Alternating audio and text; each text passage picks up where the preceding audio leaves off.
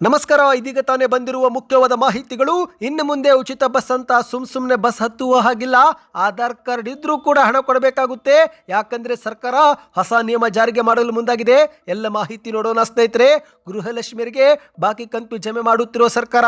ಮತ್ತೊಂದೆಡೆಯಲ್ಲಿ ವಿಜೇಂದ್ರ ಅವರು ಗೃಹಲಕ್ಷ್ಮಿ ಯೋಜನೆ ಕುರಿತಂತೆ ಕಿಡಿಕಾರಿದ್ದಾರೆ. ಯಾಕೆ ಏನಾಯಿತು ಎಂಬುದನ್ನು ಕೂಡ ವಿಡಿಯೋದಲ್ಲಿ ನೋಡೋಣ ಸ್ನೇಹಿತರೆ.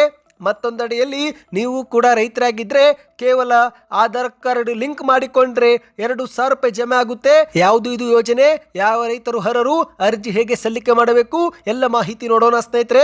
ಸತತವಾಗಿ ಏರಿಕೆ ಕಂಡ ಚಿನ್ನ ಈಗ ಸತತವಾಗಿ ಇಳಿಕೆ ಕಾಣುತ್ತಿದೆ. ಚಿನ್ನ ಮತ್ತು ಬೆಳ್ಳಿ ಬಗ್ಗೆ ಮುಖ್ಯವಾದ ಮಾಹಿತಿ. ಮತ್ತೊಂದೆಡೆಯಲ್ಲಿ ಆದಾಯ ತೆರಿಗೆ ಪಾವತಿ ಮಾಡುತ್ತಿದ್ರೂ ಕೂಡ ಬಿಪಿಎಲ್ ಕಾರ್ಡ್ ಕೊಡಿ ಎಂದು ಆಹಾರ ಸಚಿವ ಕೆ.ಎಚ್. ಮುನಿಯಪ್ಪನವರ ಶಾಕಿಂಗ್ ಹೇಳಿಕೆ. ಬಿಪಿಎಲ್ ಕಾರ್ಡ್ ಪಡೆದುಕೊಳ್ಳಲು ಮತ್ತೊಂದು ಹೊಸ ನಿಯಮ ಜಾರಿಗೆ ತಂದ ರಾಜ್ಯ ಸರ್ಕಾರ. ಎಲ್ಲ ಮಾಹಿತಿಗಳನ್ನು ಡೀಟೇಲ್ ಆಗಿ ನೋಡೋಕ್ಕಿಂತ ಮೊದಲು ನೀವು ನಮ್ಮ ಚಾನಲ್ಗೆ ಮೊದಲು ಬಾರಿ ಭೇಟಿ ಕೊಡುತ್ತಿದ್ರೆ ಸುದ್ದಿ 9 ಯೂಟ್ಯೂಬ್ ಚಾನಲ್ಗೆ ಸಬ್ಸ್ಕ್ರೈಬ್ ಆಗಿ ಪಕ್ಕದಲ್ಲಿ ಕಾಣಿಸುವಂತಹ ಗಂಟೆ ಕೂಡ ಒತ್ತಿ. ಇದರಿಂದ ರಾಜ್ಯದ ಮುಖ್ಯವಾದ ಮಾಹಿತಿಗಳು ನಿಮಗೆ ಸಿಗುತ್ತವೆ. ವಿಡಿಯೋಗೆ ಲೈಕ್ ಮಾಡಿ ಮತ್ತು ವಿಡಿಯೋ ಪೂರ್ತಿಯಾಗಿ ನೋಡಿ. ಬನ್ನಿ ಸ್ನೇಹಿತರೆ, ಎಲ್ಲ ಮುಖ್ಯವಾದ ಮಾಹಿತಿಗಳನ್ನು ಡೀಟೇಲ್ ಆಗಿ ನೋಡೋಣ.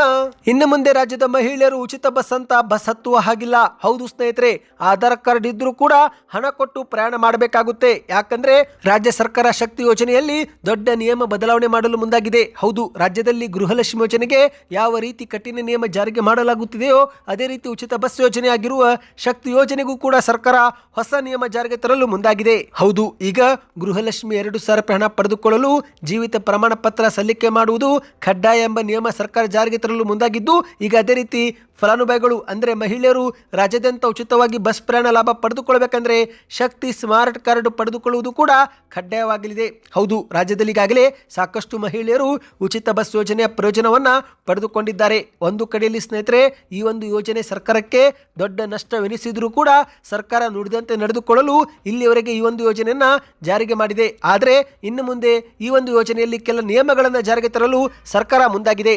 ಅದುವೇ ಸ್ಮಾರ್ಟ್ ಕಾರ್ಡ್ ವಿತರಣೆ. ಹೌದು, ಹೊರ ರಾಜ್ಯದ ಮಹಿಳೆಯರು ಕೂಡ ರಾಜ್ಯದಲ್ಲಿ ನಕಲಿ ಆಧಾರ್ ಕಾರ್ಡ್ ಅಥವಾ ಬೇರೆಯವರ ಆಧಾರ್ ಕಾರ್ಡ್ ತೋರಿಸಿ ಉಚಿತ ಪ್ರಯಾಣ ಮಾಡುತ್ತಿದ್ದು, ಹಾಗಾಗಿ ಇದನ್ನು ತಡೆಗಟ್ಟಲು ಸರ್ಕಾರ ಕರ್ನಾಟಕದ ಎಲ್ಲ ಮಹಿಳೆಯರು ಸ್ಮಾರ್ಟ್ ಕಾರ್ಡ್ ಪಡೆದುಕೊಳ್ಳುವಂತೆ ಸೂಚನೆ ಕೊಡಲಾಗಿದೆ. ಹೌದು, ಮಹಿಳೆಯರಿಗೆ ಇದೊಂದು ಮುಖ್ಯವಾದ ಮಾಹಿತಿ ಸ್ನೇಹಿತರೆ. ಪಂಚ ಗ್ಯಾರಂಟಿ ಯೋಜನೆಗಳಲ್ಲಿ ಶಕ್ತಿ ಯೋಜನೆಯೂ ಕೂಡ ಒಂದಾಗಿದ್ದು, ಇದುವರೆಗೆ ಮಹಿಳೆಯರಿಗೆ 660 ಕೋಟಿಗೂ ಹೆಚ್ಚು ಟಿಕೆಟ್ ಅನ್ನ ಕೊಡಲಾಗಿದೆ. ಅಂದಹಾಗೆ ಸ್ನೇಹಿತರೆ, ಜೂನ್ 11, 2023ರಲ್ಲಿ ಈ ಒಂದು ಯೋಜನೆ ಜಾರಿಗೆ ತರಲಾಯಿತು. ಇದುವರೆಗೆ ಕೇವಲ ಆಧಾರ್ ಕಾರ್ಡ್ ತೋರಿಸಿ ರಾಜ್ಯಾದ್ಯಂತ ಉಚಿತವಾಗಿ ಬಸ್ ಪ್ರಯಾಣ ಮಾಡಬಹುದಾಗಿತ್ತು.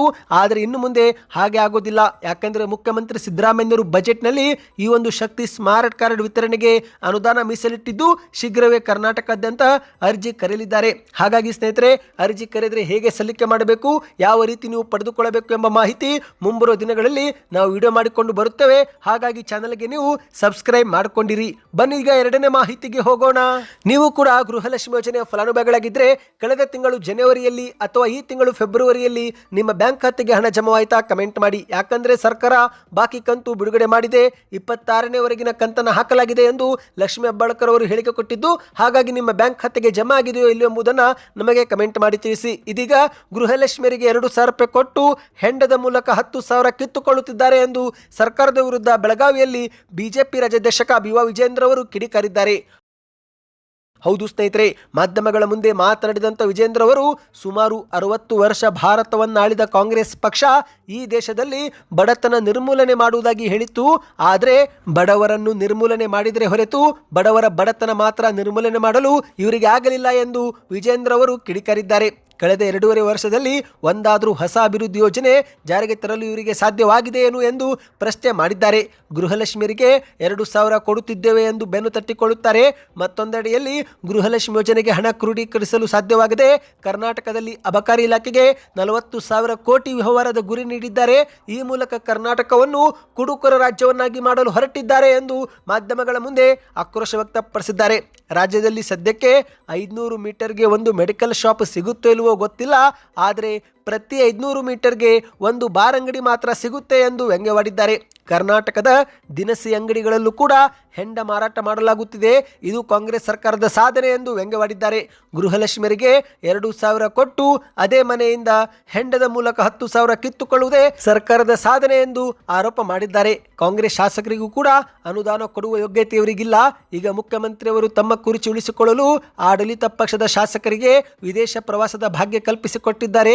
ಇಂತಹ ಸರ್ಕಾರದಿಂದ ಅಭಿವೃದ್ಧಿ ಅಪೇಕ್ಷೆ ಪಡಲು ಹೇಗೆ ಸಾಧ್ಯ ಎಂದು ಆಕ್ರೋಶ ವ್ಯಕ್ತಪಡಿಸಿದ್ದಾರೆ. ಬನ್ನಿ ಸ್ನೇಹಿತರೆ, ಮತ್ತೊಂದು ಮಾಹಿತಿಗೆ ಹೋಗೋಣ.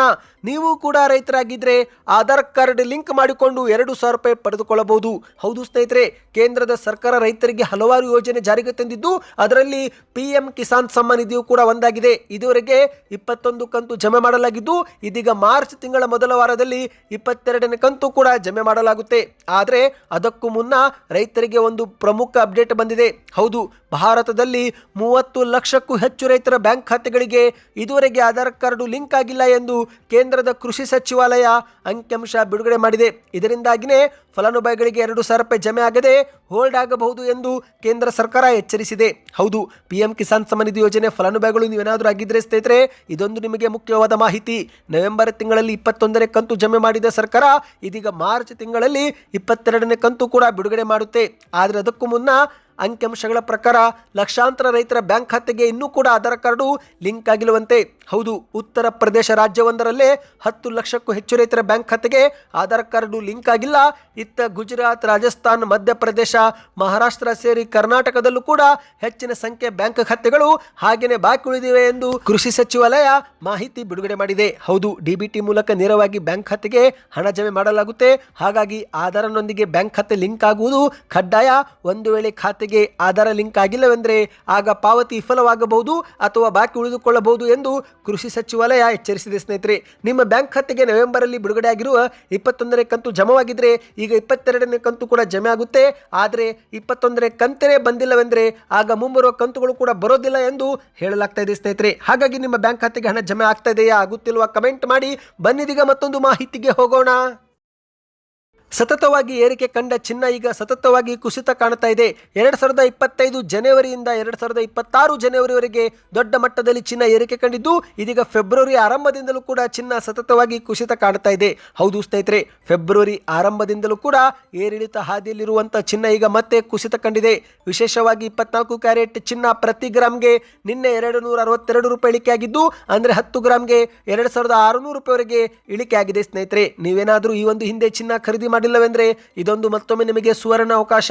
ಮದುವೆ ಹಾಗೂ ಹಬ್ಬದ ಸೀಸನ್ ಸಮೀಪಿಸುತ್ತಿರುವ ಹಿನ್ನೆಲೆಯಲ್ಲಿ ಚಿನ್ನ ಕುಸಿತ ಕಂಡಿದ್ದು ಹಾಗಾಗಿ ಚಿನ್ನ ಖರೀದಿ ಮಾಡಲು ಇದೊಂದು ಉತ್ತಮ ಅವಕಾಶವೆಂದು ವ್ಯಾಪಾರಿಗಳು ಹೇಳುತ್ತಿದ್ದಾರೆ. ಸದ್ಯ ಸ್ನೇಹಿತರೆ, ಫೆಬ್ರವರಿ 13ರ ಮಾರುಕಟ್ಟೆ ಪ್ರಕಾರ 24 ಕ್ಯಾರೆಟ್ ಪ್ರತಿ ಗ್ರಾಮ್ಗೆ 15,500 ರೂಪಾಯಿ, ಅಂದರೆ ನಿನ್ನೆ ಇದು 15,840 ರೂಪಾಯಿ ಇತ್ತು ಸ್ನೇಹಿತರೆ. ಒಂದೇ ದಿನದಲ್ಲಿ 2,200 ರೂಪಾಯಿ ಕುಸಿತವಾಗಿದೆ. ಅಂದರೆ 10 ಗ್ರಾಮ್ ಚಿನ್ನ ಇದೀಗ 1,55,000 ರೂಪಾಯಿ ಎಂದು ಹೇಳಲಾಗ್ತಾ ಇದೆ. ಇನ್ನು ಅದೇ ರೀತಿ ಬೆಳ್ಳಿಯೂ ಕೂಡ ಕುಸಿತವಾಗಿದೆ. ಹೌದು, 3 ಲಕ್ಷ ಇತ್ತು ಸ್ನೇಹಿತರೆ, ಕುಸಿದು 2,75,000 ರೂಪಾಯಿ ಆಗಿದೆ. ಹೌದು, ಈ ಒಂದು ಹಿಂದೆ ಬೆಳ್ಳಿಯೂ ಕೂಡ 4,20,000 ರೂಪಾಯಿವರೆಗೆ ಏರಿಕೆ ಕಂಡಿತ್ತು. ಈಗ ಸತತವಾಗಿ ಕುಸಿತ ಕಂಡ ಬೆಳ್ಳಿಯೂ ಕೂಡ ಪ್ರತಿ ಕೆಜಿಗೆ 2,75,000 ರೂಪಾಯಿಗೆ ಮಾರಾಟ ಮಾಡಲಾಗ್ತಾ ಇದೆ ಸ್ನೇಹಿತರೆ. ಹಾಗಾಗಿ ಚಿನ್ನ ಮತ್ತು ಬೆಳ್ಳಿ ಪ್ರಿಯರಿಗೆ ಇದೊಂದು ಸುವರ್ಣ ಅವಕಾಶವೆಂದೇ ಹೇಳಬಹುದು. ನಿಮ್ಮ ಪ್ರಕಾರ ಬೆಳ್ಳಿ ಚಿನ್ನ ಏರಿಕೆ ಆಗಬೇಕು, ಕುಸಿತವಾಗಬೇಕು? ನಿಮ್ಮ ಅನಿಸಿಕೆಗಳನ್ನು ಕಮೆಂಟ್ ಮಾಡಿ. ಬನ್ನಿದೀಗ ಕೊನೆಯ ಮಾಹಿತಿಗೆ ಹೋಗೋಣ. ಈ ಒಂದು ಹಿಂದೆ ಆದಾಯ ತೆರಿಗೆ ಪಾವತಿ ಮಾಡುತ್ತಿದ್ದಾರೆ ಎಂದು BPL ಕಾರ್ಡು ರದ್ದು ಮಾಡಲಾಯಿತು. ಆದರೆ ಇದೀಗ ಆಹಾರ ಸಚಿವ KH ಮುನಿಯಪ್ಪನವರು ಮತ್ತೊಂದು ಹೇಳಿಕೆ ಕೊಟ್ಟಿದ್ದಾರೆ. ಹೌದು, ಕುಟುಂಬದಲ್ಲಿ ಮಕ್ಕಳು ಬೇರೆ ಕಡೆಗೆ ಕೆಲಸ ಮಾಡಿಕೊಂಡು ಆದಾಯ ತೆರಿಗೆ ಪಾವತಿ ಮಾಡುತ್ತಿದ್ದರೆ ಇತ್ತ ತಂದೆ ತಾಯಿಗೆ BPL ಕಾರ್ಡು ನೀಡಬಹುದು. ಈ ಬಗ್ಗೆ ಸೂಕ್ಷ್ಮವಾಗಿ ಪರಿಶೀಲಿಸಿ BPL ಕಾರ್ಡ್ ಅನ್ನು ನೀಡಿ ಎಂದು ಆಹಾರ ಮತ್ತು ನಾಗರಿಕ ಸರಬರಾಜು ಖಾತೆ ಸಚಿವ KH ಮುನಿಯಪ್ಪನವರು ಹೇಳಿಕೆ ಕೊಟ್ಟಿದ್ದಾರೆ. ಹೌದು, ನಿನ್ನೆ ಹಾಸನ ಜಿಲ್ಲಾಧಿಕಾರಿ ಕಚೇರಿ ಸಭಾಂಗಣದಲ್ಲಿ ನಡೆದಂತ ಪ್ರಗತಿ ಪರಿಶೀಲನಾ ಸಭೆಯಲ್ಲಿ ಈ ಒಂದು ಹೇಳಿಕೆಯನ್ನು ಅವರು ಕೊಟ್ಟಿದ್ದಾರೆ ಸ್ನೇಹಿತರೆ. ಮಾಧ್ಯಮಗಳ ಮುಂದೆ ಮಾತನಾಡಿದಂತೆ ಇವರು BPL ಕಾರ್ಡು ಪರಿಷ್ಕರಣೆ ಮಾಡುವ ವೇಳೆ ಮನೆ ಸಾಲ, ಬೈಕ್ ಸಾಲಕ್ಕಾಗಿ ಕೆಲವರು ಆದಾಯ ತೆರಿಗೆ ಪಾವತಿ ಮಾಡಿರುತ್ತಾರೆ. ಹಾಗಾಗಿ ಅಂತವರಿಗೆ ವಿನಾಯಿತಿ ನೀಡಬೇಕು. ಅವರ BPL ಕಾರ್ಡು ರದ್ದು ಮಾಡಬಾರದು. ಇನ್ನು ದೀರ್ಘಕಾಲದಿಂದ ತೆರಿಗೆ ಪಾವತಿ ಮಾಡುತ್ತಿದ್ರೆ ಅಂತಹ ಕಾರ್ಡ್ ಅನ್ನು ಖಂಡಿತವಾಗಿ APL ಆಗಿ ಪರಿವರ್ತನೆ ಮಾಡಬೇಕು ಎಂದು ಅಧಿಕಾರಿಗಳಿಗೆ ಸೂಚನೆ ಕೊಟ್ಟಿದ್ದಾರೆ. ಇದೇ ಮಧ್ಯೆ ಕುಟುಂಬದಲ್ಲಿ ಮಕ್ಕಳು ಬೇರೆ ಕಡೆಗೆ ಕೆಲಸ ಮಾಡಿಕೊಂಡು ಆದಾಯ ತೆರಿಗೆ ಪಾವತಿ ಮಾಡುತ್ತಿದ್ದರೆ ಆ ಸಮಯದಲ್ಲೂ ಕೂಡ ತಂದೆ ತಾಯಿಗೆ BPL ಕಾರ್ಡ್ ನೀಡಬಹುದು. ಈ ಬಗ್ಗೆ ಸೂಕ್ಷ್ಮವಾಗಿ ಪರಿಶೀಲಿಸಬೇಕು ಎಂದು ಸೂಚನೆ ಕೊಟ್ಟಿದ್ದಾರೆ.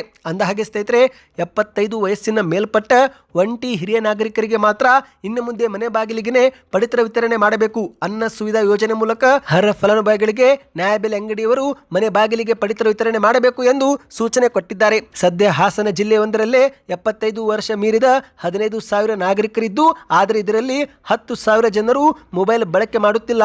ಹಾಗಾಗಿ ಇದೇ ಒಂದು ಕಾರಣಕ್ಕೆ ಯೋಜನೆಯಿಂದ ವಂಚಿತರಾಗಿದ್ದಾರೆ. ಹಾಗಾಗಿ ಅಧಿಕಾರಿಗಳು ಇವರಿಗೆ ಮನೆ ಬಾಗಿಲಿಗೆ ಪಡಿತರ ವಿತರಣೆ ಮಾಡಲು ಕ್ರಮ ವಹಿಸಬೇಕು ಎಂದು ಹೇಳಿಕೆಯನ್ನು ಕೊಟ್ಟಿದ್ದಾರೆ. ಸ್ನೇಹಿತರೆ, ಸದ್ಯಕ್ಕೆ ಎಷ್ಟೇ ಇತ್ತು. ಈ ಎಲ್ಲ ಮಾಹಿತಿ ಇಷ್ಟವಾಗಿದ್ದರೆ ಚಾನಲ್ಗೆ ಸಬ್ಸ್ಕ್ರೈಬ್ ಮಾಡಿಕೊಳ್ಳಿ. ವಿಡಿಯೋಗೆ ಲೈಕ್ ಮಾಡ್ತಾ ನಿಮ್ಮ ಅನಿಸಿಕೆಗಳನ್ನು ಕಮೆಂಟ್ ಮಾಡಿ.